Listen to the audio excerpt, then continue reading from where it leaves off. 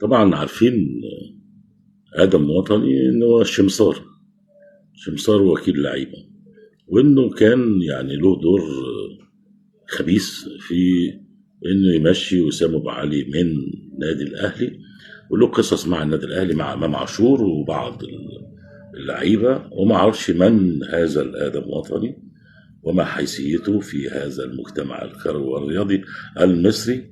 ولكن مؤخرا يعني نزل بيان يعني كأنه مثلا هيئة مستقلة أو قوة، يعني قوة دافعة كروية ورياضية واجتماعية وثقافية وسياسية، ونزل بيان يعني بيتهم فيه حسام حسن بالشخصنة، وانه ازاي ما ياخدش مصطفى بن محمد اللي مستواه زي الزفت بقاله اكتر من 4 سنين او 3 سنين. يعني ماذا نحن فاعلون مع هذا المصطفى محمد؟ يعني حسام حسن كان عنده حق لما كان بيسميه انا عندي 2 محترفين وربع. فابراهيم حسن يعني بصراحه مش نازل بيان، ده هو نازل كلمتين يعني ميه نار على ادم ماطر على صفحه المبدعه والمذيعه الاهلاويه سهام صالح.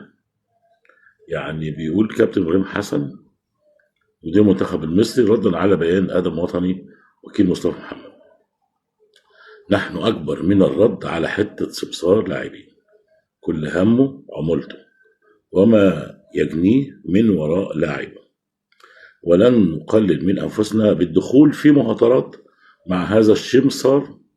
كل تركيزنا منصب فقط على اعداد المنتخب على افضل ما يكون استعدادا لخوض منافسات بطولة كأس العالم القادمة في أمريكا والمكسيك.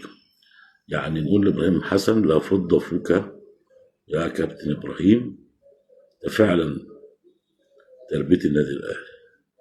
ما عندكش خيار في إيه؟ ما عندكش خيار وفجوس، أنت عندك اللي يلعب ويجتهد نجيبه ونضمه حتى لو كان في فرق يعني اسفل الترتيب في الدوري.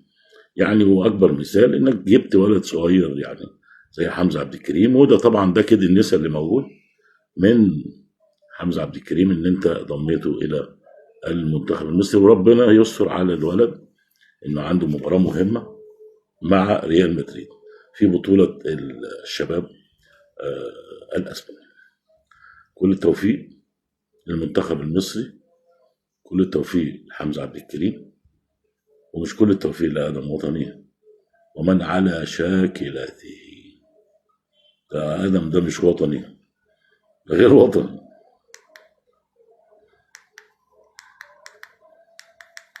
نقفل.